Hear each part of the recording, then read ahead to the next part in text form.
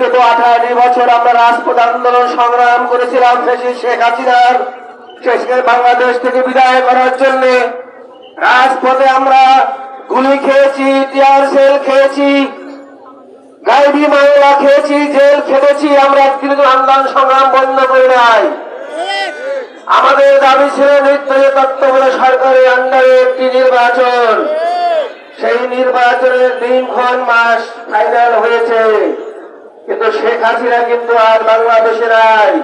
যে আমাদের ভাইদেরকে পাখির মতো গুলি করে মারার অর্ডার দিয়েছিল, যে আমাদের নির্মম অত্যাচার চালিয়েছিল, যেরকম অত্যাচার করেছিল আমার মা বেগম খালেদা জিয়ার উপরে, তাকে অন্যায় ভাবে মিথ্যা মামলা দিয়ে জেল খাটিয়ে জেলে তাকে তিলে তিলে অসুস্থ করে তাকে জেলে মারার যে পরিকল্পনা করেছিল, আল্লাহ তাআলা আপনাদের সকলের দোয়া, আমাদের দোয়া আজ আমাদের মাঝে তাকে রেখেছেন।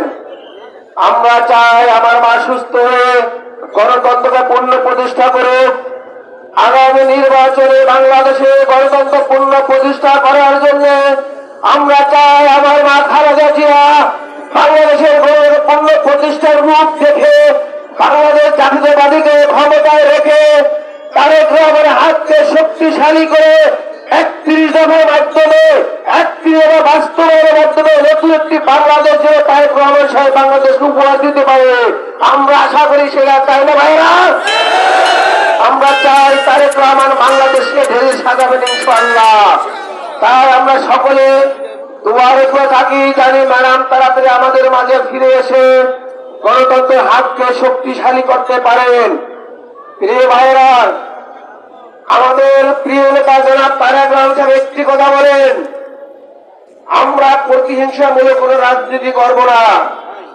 আমরা বাংলাদেশকে ঢেলে সাজাবো, বাংলাদেশ দুর্নীতি মুক্ত করব, বাংলাদেশকে শিক্ষার মান উন্নত করব, বাংলাদেশকে পৃথিবীর মাঝে একটি সুন্দর রাষ্ট্র হিসেবে পরিচালনা করার জন্য তারেক রহমান 31 দফা ঘোষণা দিয়েছিলেন, সেটা আমরা ইনশাআল্লাহ ক্ষমতা গেলে সেটা বাস্তবায়ন করব। এটা আমাদের সকলের অঙ্গীকার। বাংলাদেশ আমাদের সকলের।